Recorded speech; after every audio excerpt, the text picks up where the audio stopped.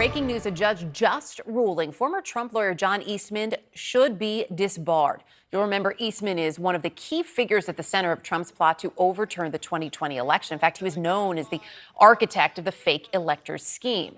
Jessica Schneider is out front following this breaking news for us. So this ruling is just coming in. What more are we learning? Yeah, this was just moments ago, Erica. This is a California judge with the Attorney Discipline Court. She's recommending that John Eastman's law license be revoked in California. And this is a decision that follows a 34-day trial where more than a dozen witnesses detailed Eastman's scheme to undermine the 2020 election. And this also comes at a time when several of the attorneys who did back Trump or once backed Trump are all in professional peril. Do you still think the election was stolen? Absolutely.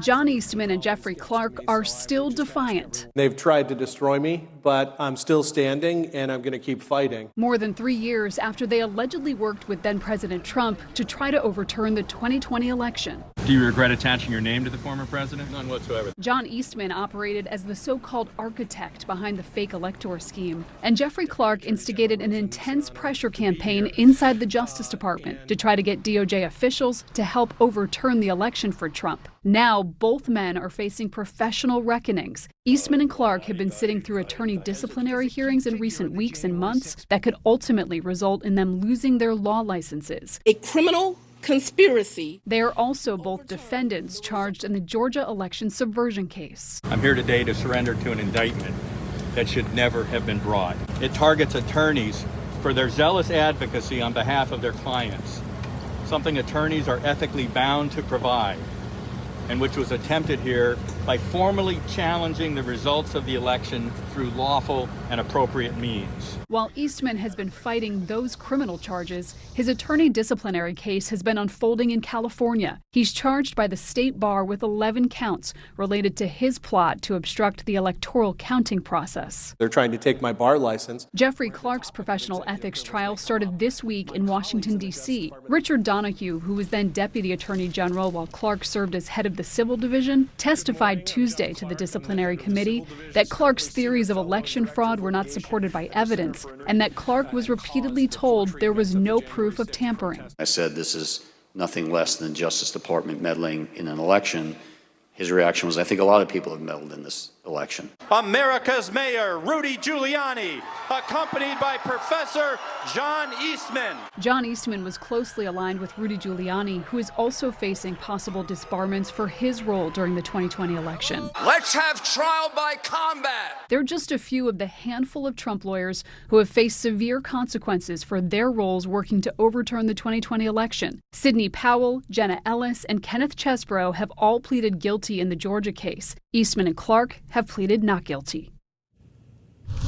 And Jeffrey Clark's proceedings are still ongoing. In fact, he took the stand today. He pleaded the fifth. He didn't answer any questions. Now, Erica, as for John Eastman, of course, we just got that ruling in from the California judge recommending disbarment. What happens next is the California Supreme Court will have to decide whether to endorse or reject that recommendation and officially disbar Eastman. But of course, this step from the judge is very significant after that lengthy fact-finding trial that lasted 34 days.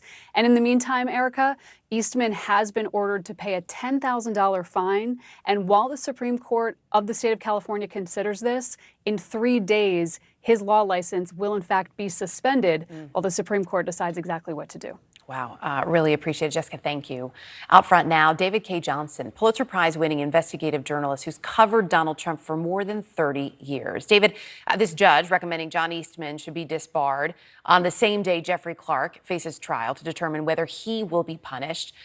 When you think about it, these are just two of the many lawyers facing potential consequences for their role in the 2020 election scheme. Rudy Giuliani's law license was suspended in New York.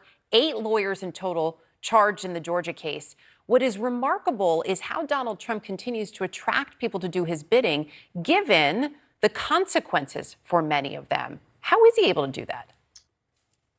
Well, we've in fact seen people go to prison for Donald Trump. People who need to feel attached to something important will simply surrender their integrity, if they had any in the first place, in order to be close to Donald.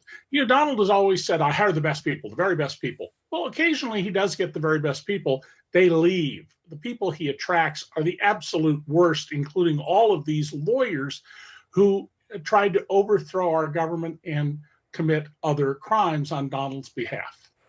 We're also learning tonight that Mike Lindell of MyPillow has reportedly been kicked out of a factory in Minnesota for failing to pay at least $200,000 in rent. We know he's facing some major financial repercussions for his election conspiracy theories. He owes millions in unpaid fees to his lawyers, also to a software engineer who debunked his data.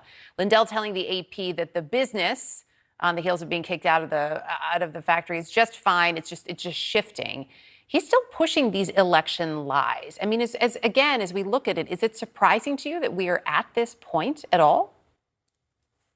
No, because once people get into a cult, and I've written several exposés in my career of cults, they lose all perspective and they only see things through the lens of the cult.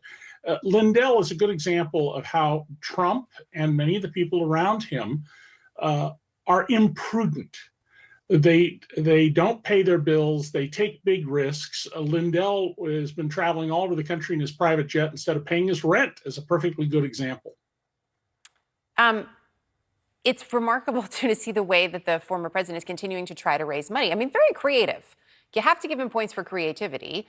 The latest is the God Bless the USA Bible, which he is hawking for $60. Donald Trump saying in a video it's his favorite book, and it's being advertised as the only Bible endorsed by President Trump. There were, of course, also the Golden Never Surrender $400 high tops. Those sold out. And now a Victory 47 fragrance line you can pre-order, $100 a bottle. What do you think is next? And I actually mean that as a serious question. What do you think is next? What do you think people will buy? Well, these stunts by Donald are not really intended to bring in a lot of money. There were only a few hundred of the shoes, for example, which quickly went on sale for a quarter of what he wanted to charge for them. They're part of his effort to persuade people he really is a Christian, despite having repeatedly called Christians fools, idiots, and schmucks in the past, and to come up with anything that will continue to get us in the news business to follow him and pay attention to him by saying wild and outlandish things. The Bible may be an effort by him to try and broaden his base a little bit. He's mostly been focused on deepening his base, not broadening it. This perhaps is an effort to broaden it, although to anyone who's an actual Christian, it should be blasphemous. David K. Johnson, really appreciate your insight tonight. Thank you.